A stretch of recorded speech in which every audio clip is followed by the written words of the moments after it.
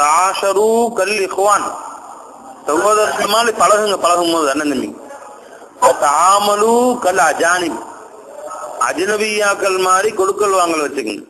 ஒரு ரூம்ல இருக்கிறீங்க, எல்லாரும் சந்தோஷமா ஒன்னா இருக்கிறீங்க, மகிழ்ச்சி சந்தோஷம், கொஞ்சங்க கொலாவுங்க, யார் வேணும் மகிழ்ச்சியா இருங்க, அவங்களோட விஷயத்துல நீங்க கலந்துங்க, உங்க விஷயத்துல அவங்க கலந்துங்க. ஆனா 10 பைசா கூட கொடுக்கல் வாங்கல முன்பின் வச்சுக்கிட்டீங்கன்னா பின்னாடி அது உங்களுக்கு தான் இடைஞ்சலாம். உதாரணமா ஒரு ரூம்ல இருக்கிறீங்க, இல்ல நம்ம இப்ராஹிம் பாய் ஹபீப் பாயும் சந்தோஷமா இருக்கிறீங்க, 2 பேரும் இங்க சாமான் பறிச்சதுக்கு வெள்ளிக்கிழமை போன நாகூருக்குன்னு போனீங்க. காலையில கிளம்பி பஸ்ஸுக்கு பார்த்தா இப்ராஹிம் காசு போட்டுட்டாரு. அங்க போய் டீ குடிச்சதுக்கு இப்ராஹிம் காசு, அங்க போய் சாமான் கல்கோனா வாங்கி தின்றீங்க, இப்ராஹிம் காசு. அப்புறம் சுமால் வாங்கி தின்னீங்க கடற்கரையில, இப்ராஹிம் காசு போட்டாரு. அப்புறம் பஸ்ஸுக்கு வந்தாரு, அதுக்கு ஹபீப் காசு போட்டுட்டாரு. யோசிக்கிறாரு, என்ன யாது ஒவ்வொருக்கு காசு நம்ம போட்டோம், வர மற்ற சென்று சாமான் நம்ம கணக்காட்டி காசு கொடுக்கவும் மாட்டேங்குது, கேட்கவும் வெக்கமா இருக்கு, மனசு முறிவா போடும். நண்பரா இருக்காரு, கேட்டா எதுவும் கோச்சுக்குவாரோ, இப்ப நாம எக்ஸ்ட்ரா 28 ரூபா அவருக்கு காசுப்பா சோதர பிள்ளைக்கு. உஸ்தாது மாதிரிலாம் இருக்கிறவங்களுக்கு இது சின்ன காசா இருக்கலாம். உஸ்தாது மாதிரிலாம் இருக்கக்கூடிய நாங்களும் நல்லா இருக்கு. இன்னைக்கு பாருங்க, சாமா அவங்க 3 டைம் கிளம்புறோம், காஜா இருக்கு, தம்பி தான் காஜா என்ன போனோம். நீங்க யாரும் காசு கொடுக்க வேணாம், பிரச்சனை வந்துடும், குழப்பம் வந்துடும். கிளம்புறதுல இருந்து திரும்ப வர்ற வரையிலேயே நான் காசு செலவு பண்ணிக்கிறேன் அப்படின்னு சொல்லியாச்சு. நல்லா என்கிற பேர்ல ஒன்னாதான் போன பஸ் காசு கொடுத்தது வந்து எல்லாம் அவங்க என்ன சாமானோ வாங்க எல்லாம் என் காசு வந்து கணக்கு பார்த்து காசு கொடுத்தா போதும்னு சொல்லியாச்சு. அதே மாதிரி எல்லா சாமானும் காசு கொடுத்தோம், அவங்க என்ன சாமானும் எல்லாத்தையும் ஒன்னா வாங்கி வந்தாச்சு. வந்து இல்ல அவங்க கையில கொடுத்து ஏன் சாமான எடுத்துட்டு போயிட்டேன் வீட்டுக்கு. அவங்க சாமான் எடுத்து சாமான் இதை வாங்கணும் இந்த வாங்கணும் கொடுத்தாங்க, எல்லாத்தையும் வந்து பண்ணி காசு கணக்கு போட்டு பாக்கி இல்லாம 17 ரூபா 35 காசு இந்த 50 காசு கையில கொடுத்து கணக்கு முடிச்சு அந்த உறவு நீக்கி. அப்படின்னா நாகூர் போகும்போதே இப்ப நான் 2 பேரும் நாகூர் போறேன், யாரு காசு செலவு என்ன இந்தாங்க, இப்ப 50 ரூபா எடுத்து இப்ராஹிமுக்கு கொடுத்துரும், 50 ரூபா வச்சுங்க, இது மேல முன்ன பின்ன வந்தா நான் பாத்துக்கிறேன் முதல்ல பேசிக்கணும். அது காசு கையில இல்ல, இப்ராஹிம் பாய் போறதுக்கு வர்றதுக்கு நீங்க செலவு பண்ணுங்க, வெயிட் பண்ணி கையில காசு சொல்லிடுங்க, நான் சரியா மணி ஆர்டர் வந்து உங்களுக்கு கொடுத்துட்றேன். எதையாவது ஒண்ணு முதல்ல பேசிக்கணும். அதுபாடு கண்டுக்காம இருந்தா பின்னாடி பிரச்சனை. நான் ஓடுற காலத்துல இந்த அறிவுரை சொல்லக்கூடிய யாருமே இல்ல. நானும் ஒரு 11 மணி இறங்கி பழகுவோம், என்னோட மேல்சுமரா பையன் எப்பயாவது வாக்கிங் போவோம், ஏதாவது ஜூஸ் கீஸ் குடிப்போம். எங்கிட்ட காசு அனுப்புவாங்க, கொஞ்சம் காசு அனுப்புவாங்க, மாசம் 50 ரூபா காசு அனுப்புவாங்க. அந்த காசு கிதாப் வாங்கிடுவேன் நான். லட்சக்கணக்கான காசு அனுப்புறது பார்க்க போடுவாங்க. உங்களுக்கு சந்தரமெல்லாம் அனுப்புறது இல்லையா அந்த காலத்துல. மணியாடுற 200 400 500. இப்போ வந்து கிதாபு நிறைய வாங்குவோம், புஸ்தகம் தமிழ் புஸ்தகம் வாங்குவேன். அதே ஒரு செருப்பு வீட்டுல கிடக்குது. தமிழ் புஸ்தகங்கள், உருது புஸ்தகங்கள், அரபி கிதாபுகள் வாங்கிடுவேன். செலவு ஜாஸ்தி பண்ண மாட்டேன், காசு கையில இருக்காது. அதனால நான் என்ன செஞ்சேன், அவருதான் குடிச்சு போவாரு, அவருதான் சாயா டீ வாங்கி கொடுப்பாரு. இதை போகும்போது ஏதாவது ஒரு சாயாவது டீ குடிப்போம், ஏதாவது சுண்டைக்கல்ல வாங்கி சாப்பிடுவோம். இப்படி ஆச்சு. நான் வந்து மனசுல கணக்கு போட்டேன், ஃபேவரட் குடிக்கணும். உண்மையை சத்தியம் இன்னைக்கு 3 ரூபாய்க்கு கும்பிட்டு வாங்கணும், 2 ரூபா 50 பைசா இல்ல போட்டேன். பார்த்தா மாசத்துல ஏறத்தால ஒரு 80-90 கிட்ட 90 ரூபா கிட்ட வந்திருக்கு அப்படின்னு நினைப்பேன். வீட்டுல இருந்து காசு வந்தோம்னா ஒரு மாசம் 2 மாசத்துல வீட்டுல இருந்து காசு வந்தா ஒரு 100 ரூபா கொண்டு போய் பாய் எனக்கு முன்கூட்டி பேசவும் இல்லை, ஒரு செலவு பண்ணாரு. அவர் அன்புல ரொம்ப முன்பத்தா இருப்பாரு, மேல அந்த முன்பத்துல செலவு பண்ணாரு. நானும் அவரு செலவு பண்ண சொல்ல அவர்தான் செலவு பண்ணாரு. 100 ரூபா கொண்டு போய் கொடுத்து பாய் அந்த கணக்கு வச்சுக்கங்க பாய் அப்படின்னு கொடுத்துட்டேன். அந்த வாங்கிட்டாரு.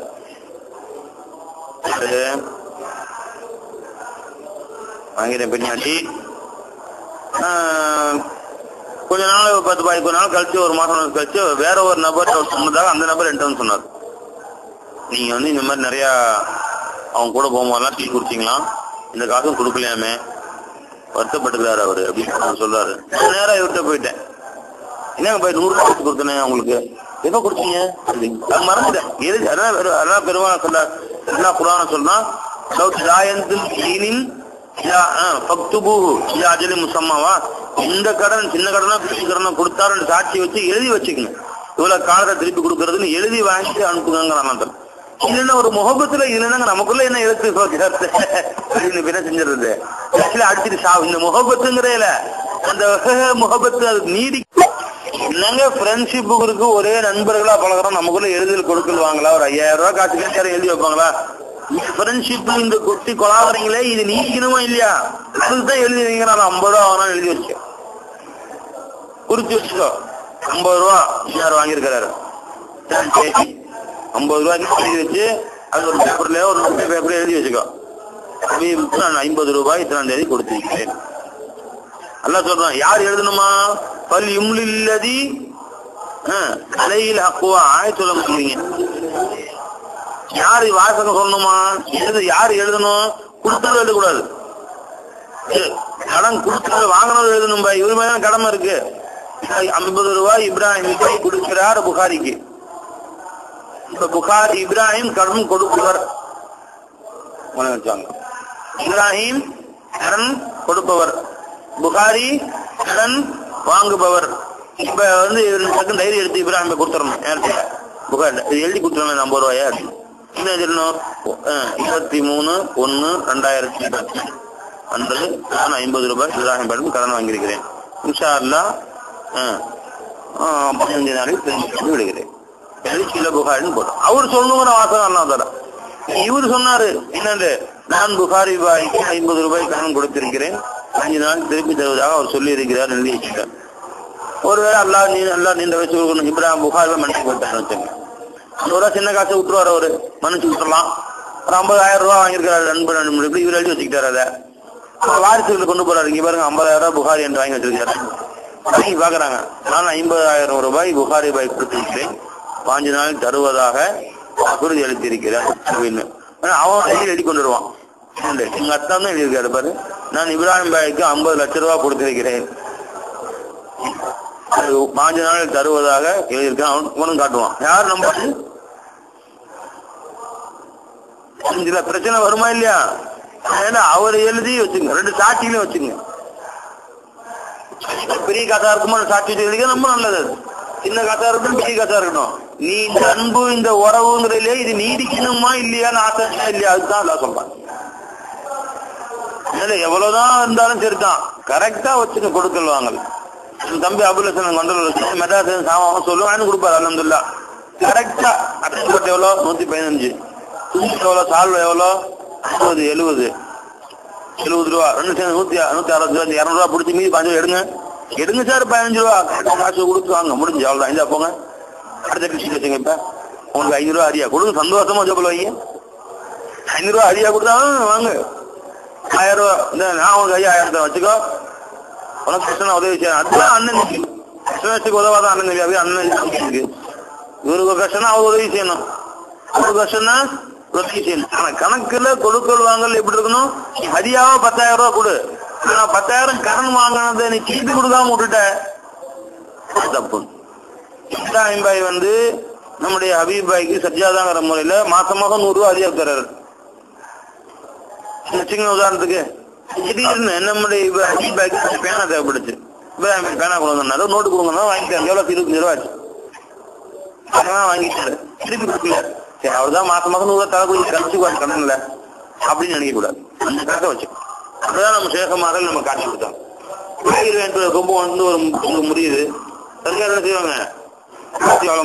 ஹதியான்னு தொந்தரவு கொடுக்காதீங்கம்மா சேக, நீங்க எவ்வளவு காசை ஹதியா கேட்டு வாங்குங்க, எவ்வளவு காசை கடன் கேட்டு வாங்கிங்க கொண்டாங்கன்னு சொல்லுவோம்.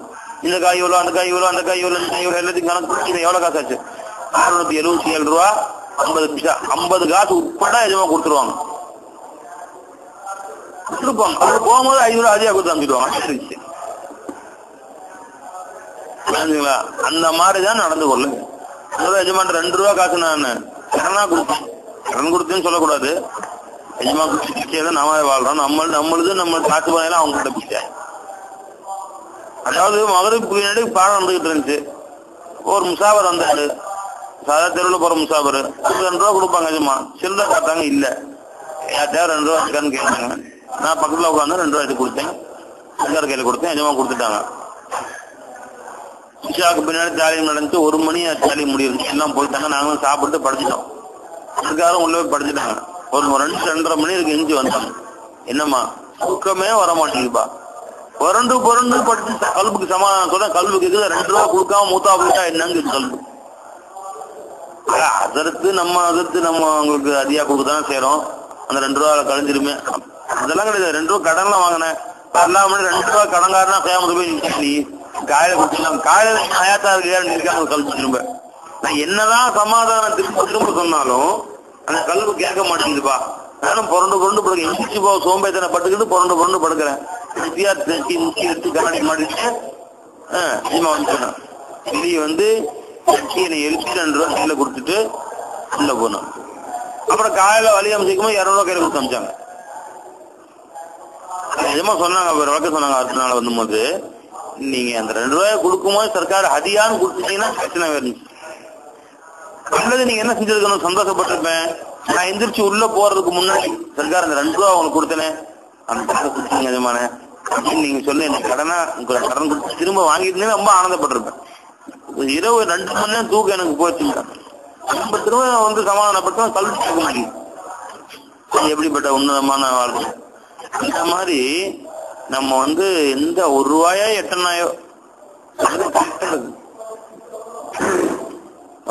நூல்லபை அதுல நம்ம முஆமலாத்து கரெக்டா இருக்கும். இது எங்க போயிருச்சு, வானாலா அஹதிக்க வஅதிக மஸ்ததாஅது, இறைவா நான் உனக்கு செய்த வாக்குறுதியிலே நான் முடிந்த அளவுக்கு நான் அதிலே பேணுதலாக நடந்து கொள்கிறேன்.